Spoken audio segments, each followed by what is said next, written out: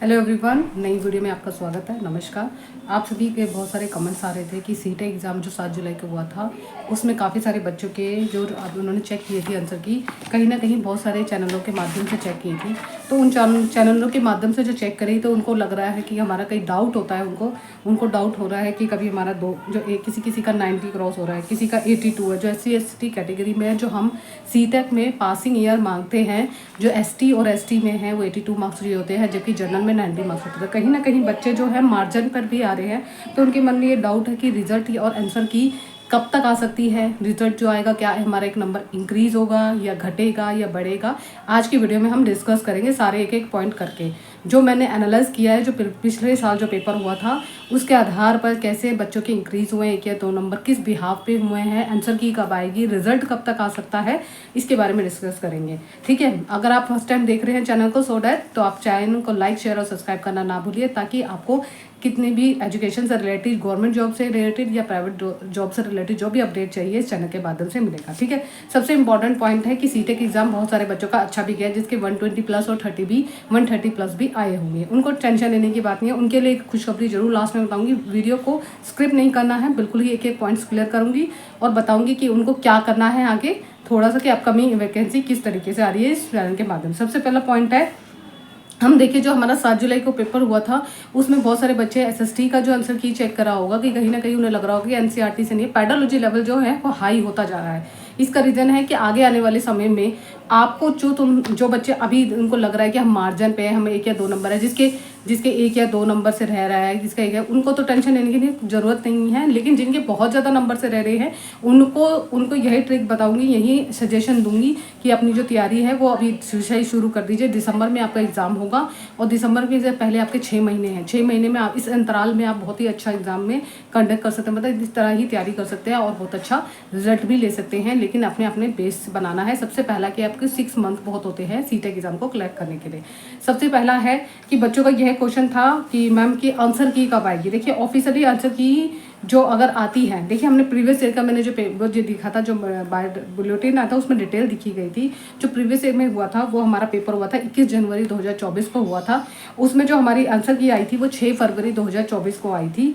जो रिजल्ट आया था वो 15 फरवरी 2024 के बीच में आया था। तो ये जो 6 जनवरी को जो आंसर की आई थी, यानी कि 10 या 15 दिन के बीच में हमारी आंसर की आ गई थी, जिसमें से आंसर की आने से पहले हमें 7 से 10 फरवरी तक के बीच में हमें जो चैलेंजिंग दिया जाता है, जिसमें हम 1000 रुपीज़ पे करते हैं और हमें जो भी क्वेश्चन में डाउट होता है तो हम उसे चैलेंज, इस बिहाफ पर मैं आपको बताऊंगी कि अब क्या हो सकता है।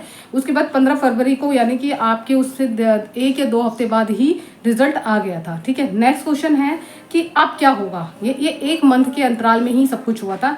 लेकिन हमारा जो एग्ज़ाम हुआ अभी वो 7 जुलाई को एग्ज़ाम हुआ 2024 को जो हुआ। अब जो हमारा आंसर की है, इस जो प्रीवियस ईयर का जो मैंने एनालाइज किया है, कैलकुलेट किया है, उसके यहाँ पे बता रही कि 15 से 20 जुलाई के बीच में, 22 से 25 जुलाई के बीच में आपका आंसर की आ सकती है। और इसी बीच में आपका जो होता है, जहाँ पे करेक्शन वर्क होता है, डाउट सेक्शन होता है, जहाँ पे चैलेंजिंग दिया जाता है क्वेश्चन के लिए, तो 26 से 29 2024 में चैलेंजिंग होगा, जिसमें हमें 1000 रुपीज़ पे करने होते हैं अगर जिसको बच्चे को स्टूडेंट्स को डाउट हो कि हाँ हमारा आंसर ठीक है। ठीक है, उसके बाद हमारा जो रिजल्ट है वो रिजल्ट मैं ये एक्सपेक्टेड कर रही हूँ, लेकिन कंफर्म नहीं है, क्योंकि जब तक हमारे पास नोटिफिकेशन नहीं आएगा तो मैं कैसे बताऊँ। लेकिन मैं प्रीवियस एक को देखते हुए ये बता रही कि 1 से 7 अगस्त के बीच में शायद हो सकता है आपका रिजल्ट है, आगे पीछे हो सकती है, जरूरी नहीं है। ठीक है, दूसरा पॉइंट है कि आपका दूसरा पॉइंट था कि नंबर हमारे जो आ रहे हैं 82 आ रहे हैं, जिसके मार्जिन पे आ रहे हैं, जिसके 90 मान जा रहे हैं, क्या वो बढ़ेंगे या नहीं बढ़ेंगे। कहीं ना कहीं बच्चों में बहुत ज़्यादा डाउट था। देखिए सबसे पहला तो है कि अगर आपके प्रीवियस ईयर के पेपर देखिए, काफ़ी सारे बच्चों ने जो कमेंट्स किया था कि मैम हमारा 1 या 2 नंबर इंक्रीज हुआ है, 1 या 2 नंबर या 3 नंबर या 4 नंबर, इससे ज़्यादा इंक्रीज नहीं होगा। क्यों? क्योंकि प्रीवियस ईयर में कहीं ना कहीं क्वेश्चन में हमारे हर बार सीटेट एग्जाम में कहीं ना कहीं क्वेश्चन में डाउट होता है, जो आंसर हम सोचते हैं उसका अलग ही होता है। और बहुत सारे बच्चों ने ऐसे चैनल के माध्यम से अलग अलग, तो उनके आंसर भी मार्क्स भी सेम नहीं है। जब तक आंसर की नहीं आएगी तो हम कंफर्म नहीं कह सकते इसका आंसर ये है, क्योंकि सीटेट अपना कंडक्ट कराता है वो पेपर आंसर की भी अपने तरीके से देते हैं।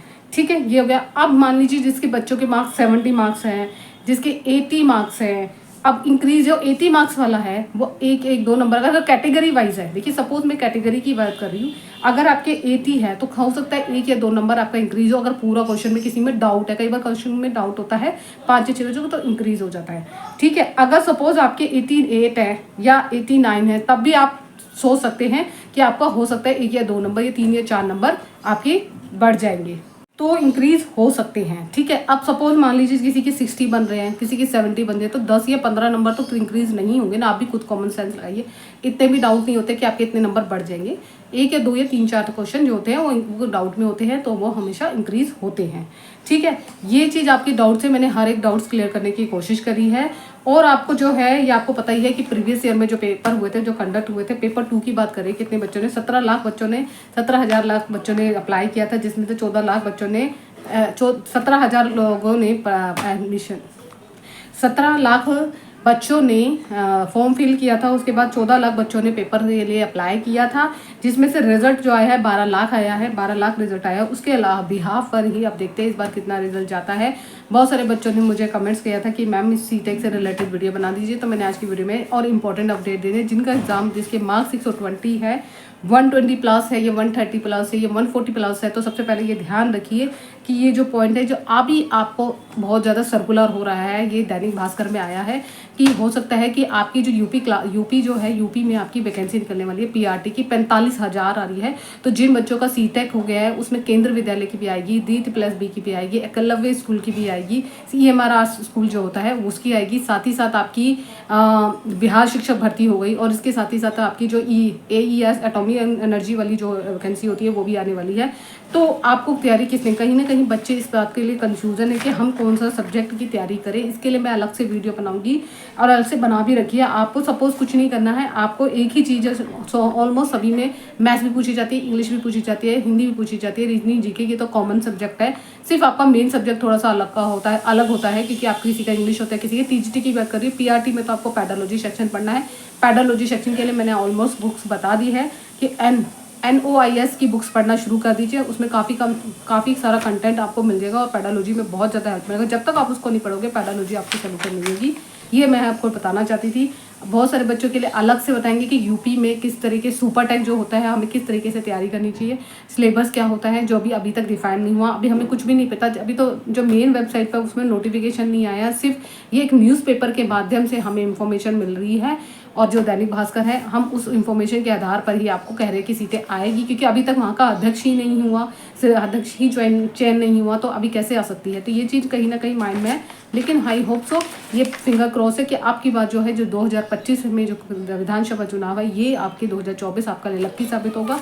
बहुत सारे बच्चे तैयारी कर रहे हैं, साथ ही साथ मैं भी तैयारी कर रही हूँ आपकी साया ही, लेकिन मैं जो तैयारी कर रही हूँ वो आपको अलग से बताऊंगी कि कैसे तैयारी कर रही हूँ, किस चीज़ से तैयारी कर रही हूँ, मेरे सब्जेक्ट कैसे अपने सब्जेक्ट को अच्छा कमांड कर रही हूँ, किस टाइम पर मैं पढ़ती हूँ, टाइम टेबल आपको सब कुछ, बुक्स कौन सी है मेरे पास। मेरा जो सब्जेक्ट है वो TGT में हिंदी है और PGT में भी हिंदी है, दोनों ही सब्जेक्ट है। और मेरा एग्जाम जो है DT+B का है जिसमें मैं तैयारी कर रही हूँ। और मुझे जितना टाइम लगता है, एक हाउस वाइफ भी, फैमिली भी, सब कुछ देखना पड़ता है, तो उसके अकॉर्डिंग मैं आपको अलग से वीडियो बनाऊंगी। ये वीडियो को ज़्यादा लंबा ना करते हुए, अगर इसके अलावा आपको कोई डाउट्स है मुझे कमेंट सेक्शन में कमेंट्स कीजिए, मैं आपको डाउट क्लियर करने की कोशिश करूँगी। और आपको फिर बता देती हूँ जो अदर स्टेट में भरते हैं, ध्यान रखिए जो अदर स्टेट में, वैसे सपोज आप दिल्ली के निवासी हैं और आप अदर स्टेट जाते हैं तो जनरल में काउंट किए जाते हैं। तो जनरल में सीटेक में 90 मार्क्स चाहिए होते हैं। बहुत सारे बच्चों को इस बार BPSC जो पिछले साल भरे गए थे 3.1, उसमें काफ़ी बच्चों को इसी बिहाफ पर नहीं लिया गया था। क्यों? क्योंकि उनके मार्क्स जो थे, अगर वो 82 कर रहे थे और वो जनरल में कैटेगरी में काउंट करें, उनको मतलब उनकी जॉब नहीं दी जाएगी। तो इस चीज़ को अपने माइंड में उठाइए। आप किसी भी जगह जाओगे आप जनरल में काउंट किए जाओगे, चाहे आपका वहाँ का डोमिसाइल, क्योंकि वहाँ पे स्टेट जो लोग रहते हैं उन लोगों का डोमिसाइल होता है और वो बिहार की तरफ से है, तो उनको पहले उनके जो मार्क्स होते हैं वो 82 काउंट कर जो कैटेगरी में होता है। जनरल कैटेगरी में 90 मार्क्स कैटेगरी के काउंट किए जाते हैं। तो इस चीज़ को अपने माइंड में रखना। और जो आपकी तैयारी है वो किस तरीके से करनी है सारी डिटेल में बताऊंगी। यूपी में कौन सी भर्ती के लिए सुपर टेक को हमें क्या क्या चाहिए। बहुत सारे बच्चों को यूपी टेक में भी होगा कि हाँ आपको पता ही है यूपी की जो वैकेंसी है उस वैकेंसी में आपका सीटेक या यूपी टेक दोनों में से एक होना चाहिए। चाहे पेपर 1 की बात करूँ चाहे पेपर 2 की बात, तो दोनों में ही आपका एक क्लियर होना चाहिए। अगर आपको दोनों में से कोई भी क्लियर नहीं है तो आप फॉर्म फिल नहीं कर सकते सुपर टेक का। तो इस चीज़ के अपने माइंड में रखना। अगर आपको लगता है कि हाँ मेरा अभी तक सी टेक में मेरे मार्क्स नहीं बन रहे हैं, 70 प्लस है या 75 प्लस हैं, तो अपनी अभी से तैयारी कर दीजिए। यूपी टेक में भी कुछ भी, यूपी टेक जो एग्ज़ाम होता है वो सी टेक की तरह ही होता है, उसमें कोई बहुत ज़्यादा तैयारी करनी है। उसके लिए मैं आपको अलग से वीडियो बनाऊंगी जब यूपी टेक की डिस्कस करेंगे, जब हमारा नोटिफिकेशन आ जाएगा, सब कुछ हो जाएगा, तभी हम डिस्कस करेंगे। क्योंकि उसमें हम सारा डिस्कस करेंगे कि कौन सा पेपर पढ़ना चाहिए, सीडी में कितना पढ़ना चाहिए, पेपर 1 और पेपर 2 के बारे में हम डिस्कस करेंगे। अभी फ़िलहाल के लिए तो हम जो कर रहे हैं, अगली जो नेक्स्ट वीडियो आएगी वो केंद्र विद्यालय पे आएगी। क्योंकि बहुत बच्चे मैंने पोल किया था, पोल में मुझे पता चला कि केंद्र विद्यालय स्कूल में किस तरीके से हम फॉर्म फिल कर सकते हैं, ये बता जाएगा। एलिजिबिलिटी क्राइटेरिया क्या होगा, सिलेबस क्या होता है इसका, और प्लस इसमें जो पेपर होता है वो किस तरीके के लेवल का होता है, कौन कौन से सब्जेक्ट होते हैं इसमें पूछे जाते हैं, और इंटरव्यू कितने मार्क्स का होता है। सारी वेटेज को ध्यान में रखते हुए सारा डिटेल में बताऊंगी। आज की वीडियो में इतना ही, मिलते हैं नेक्स्ट वीडियो में। बाय बाय, टेक केयर, नमस्कार।